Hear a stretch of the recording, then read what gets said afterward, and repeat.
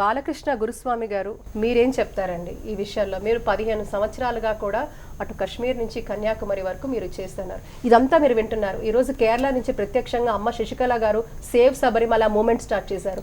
అమ్మ మనతో మాట్లాడడం చూశారు. అలాగే మనకి పి బాలకృష్ణన్ గారు, వారు ఒక వెటరన్, ఎయిర్ ఫోర్స్, తర్వాత చాలా పెద్ద పెద్ద వాటిల్లో వారు ఉన్నారు. వీరందరూ మాట్లాడడం చూశారు. నంబ్యార్ గారు మాట్లాడడం చూశారు. ఇలా చూస్తారు. అసలు ఏంటంటారు, ఏం జరుగుతోంది అసలు?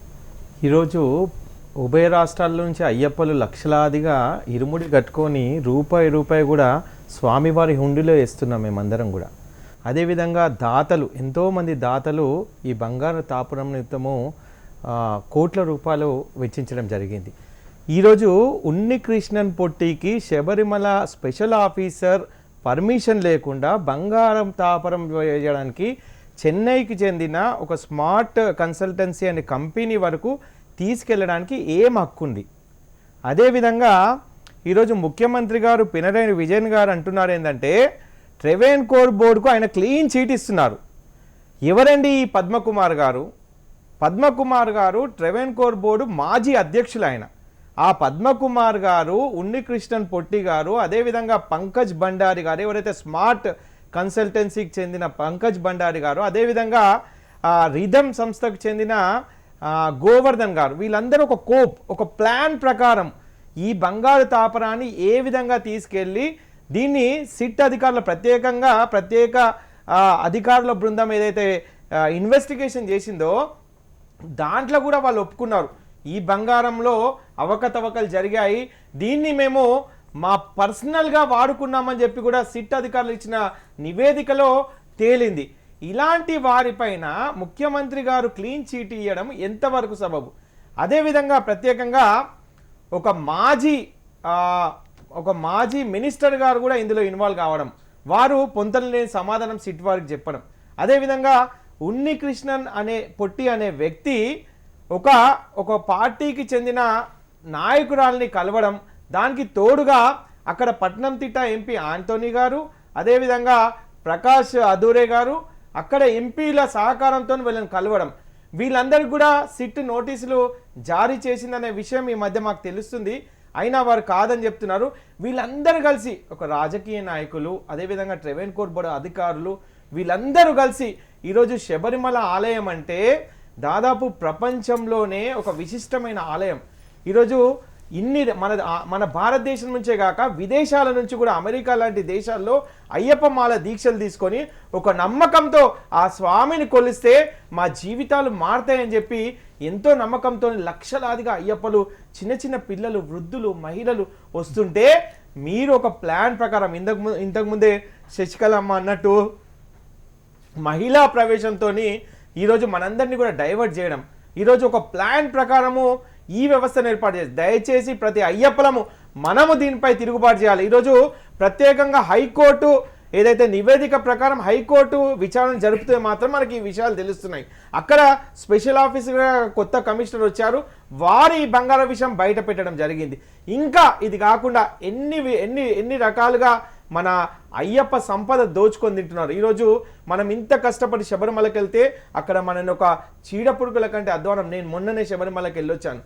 ఎంత వివక్ష చూపిస్తున్నాడంటే ఈ ప్రజలపైన అంత వివక్షను చూపిస్తున్నారు. అంతే అక్కడ ఈరోజు నడుపుతున్న ప్రభుత్వము ఒక్కసారి మీకు శబరిమల ఆలయం రన్ చేయడానికి మీకు చేతగాకపోతే దయచేసి కేంద్రానికి అప్పగించండి. మొన్న ఎన్డీ రామారావు టీం కూడా అక్కడికి రావడం జరిగింది. మీరు ఈ మధ్యకాలంలో చూశారు, దాదాపు 150,000 పైగా అయ్యప్పలకు మీరు వర్చువల్ క్యూలో దర్శనాలు ఇస్తున్నారు. వచ్చిన వారికి సరైన భోజన వసతి, శానిటరీ వ్యవస్థ, అదేవిధంగా బస్సుల ఏర్పాట్లు లేదు. అక్కడ ఎవరికైనా ఏమైనా ఇబ్బంది అయితే ఏ అధికారి కూడా స్పందించే దాఖలాలు, భాష లేకుండా, భాష రాకుండా ఎన్ని రకాల ఇబ్బందులకు గురి అవుతున్నామంటే ప్రతి అయ్యప్ప భయపడాల్సి వస్తుంది. శబరిమలకు వెళ్తుంటే తిరిగి అయ్యప్ప శబరిమల నుంచి మేము హైదరాబాద్ కానీ మా ప్రాంతాలకు కానీ మా కుటుంబాలను మనం చూస్తామా లేదా అనే ఒక భయాందోళన. దీనికి తోడు ఈరోజు బంగారం, అయ్యప్ప స్వామికి సంబంధించిన నిధులను దొంగలించడం అనేది నిజంగా అయ్యప్ప స్వామి తత్వం చాలా మందికి కూడా తెలుసు. స్వామి అయ్యప్ప స్వామిని ఎవరైనా మోసం చేయాలని ప్రయత్నిస్తే ఖచ్చితంగా వాళ్ళకు పుట్ట బతుక ఉండే అనమాట. ఎందుకంటే ఆ పాపం అనేది ఊరికే పోదు. దయచేసి దీనిపై సిట్ కాకుండా సెంట్రల్ బ్యూరో ఆఫ్ ఇన్వెస్టిగేషన్ అనే టీం, ఎందుకంటే సిట్ అయితే రాష్ట్ర ప్రభుత్వం పరిధిలో వస్తుంది కాబట్టి వాళ్ళు ఏమైనా మ్యానిపులేట్ చేయడానికి అవకాశం ఉంటుంది. కానీ అదేవిధంగా సెంట్రల్ బ్యూరో ఆఫ్ ఇన్వెస్టిగేషన్ సిబిఐకి మీరు అప్పగించినట్టయితే, ఎందుకంటే ఇక్కడ తమిళనాడు రాష్ట్రానికి చెందిన వాళ్ళు కూడా చెన్నైకి స్మార్ట్ కన్సల్టెన్సీకి మీరు బంగారం పంపించారంటే తమిళనాడు కూడా రాష్ట్రంలో ఉన్న వారు కూడా ఇన్వాల్వ్ అయ్యారు.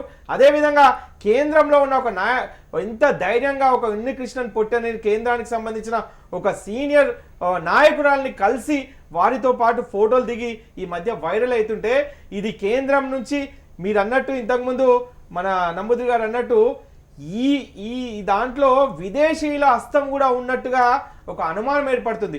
దీనికి ఖచ్చితంగా సిబిఐ విచారణ జరిపి అయ్యప్ప మనోభావాలు దెబ్బ తినకుండా చూడాల్సిన బాధ్యత ఖచ్చితంగా ప్రభుత్వం పైన ఉన్నది. కాబట్టి ప్రతి ఒక్క అయ్యప్ప కూడా మనం వేసే డబ్బులు మళ్ళా శబరిమల హుండీలో వేయాలన్నా వద్దా ఒక్కసారి ఆలోచన చేద్దాం. ఎందుకంటే మనము ఎన్నో కోరికలు మొక్కులతో అక్కడ మనం ఇచ్చే డబ్బుతోని కేరళ రాష్ట్రంలో పోయిన సంవత్సరం 460 కోట్లకు పైగా హుండీ ఆదాయం వచ్చాయి. ఇంకా అరవణ ప్రసాదము, అదేవిధంగా వివిధ సేవల రూపంలో వచ్చిన ధన్యవాదాలు చాలా బాలకృష్ణ గురుస్వామి గారు. వెంకటేష్ గారు తప్పకుండా దీనిపై మాత్రం ఖచ్చితంగా ప్రతి ఒక్క అయ్యప్ప కూడా దీనిపై దృష్టి సాధించి మనకు జరుగుతున్న అన్యాయంపై మనం వెలుగెత్తి చాటాలి. ఎటువంటి పరిస్థితుల్లో కూడా ప్రభుత్వాలు దీనిపై ఖచ్చితంగా చర్య తీసుకొని సెంట్రల్ బ్యూరో ఆఫ్ ఇన్వెస్టిగేషన్కి అప్పగించాలని కోరుకుంటున్నాం. ఒక ముస్లిం కంపెనీకి ఈ అయ్యప్ప ప్రసాదం నివేదన చేయకుండా కానీ వాళ్ళు తయారు చేస్తున్నారు. అసలు అరవాణ ప్రసాదం నివేదన స్వామివారికి చేస్తున్నారా లేదా? ఇన్ని లక్షల రూపాయలు మనం అరవాణం పోయిన వాళ్ళ మినిమం 10 డబ్బాలు తీసుకుంటాం, కానీ వాళ్ళు ఎక్కడ అయ్యప్ప స్వామి ప్రసాదాన్ని కూడా నివేదనగా స్వామివారికి ఇవ్వడం లేదు. అదే ఒక ముస్లిం కంపెనీకి ఇస్తే ఆ మధ్య అయ్యప్ప భక్తులందరూ దానిపైన ఒక రెవల్యూషన్ తీసుకొస్తే ఈ మధ్య దాన్ని మార్పు చేసినట్టుగా ఒక సమాచారం ఉంది. కాబట్టి మీరు అన్నది కూడా వాస్తవము. ఆ ప్రసాదం కౌంటర్స్ కూడా మిగిలిన ప్రాంతాల్లో పంబా పరిసర ప్రాంతాల్లో పెడితే కూడా చాలా బాగుంటుంది. మేము ఇంతకుముందు ముఖ్యమంత్రి గారిని కూడా కలిసి తెలంగాణ అయ్యప్ప జేఏసీ నుంచి ముఖ్యమంత్రి గారికి కూడా మేము లెటర్లు ఇవ్వడం జరిగింది.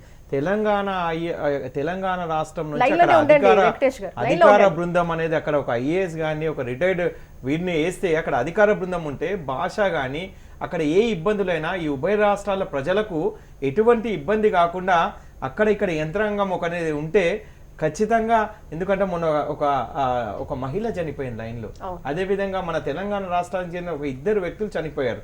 అక్కడ సరి అయిన వాటర్ కానీ శానిటరీ లేదు, ఆక్సిజన్ వ్యవస్థ అందక ఆ లైన్లలో 15 గంటలు నిలబడేందుకు ఆ భయంతో చనిపోతున్నారు. సో దీనిపైన మన ప్రభుత్వం కూడా ఖచ్చితంగా స్పందించాలి.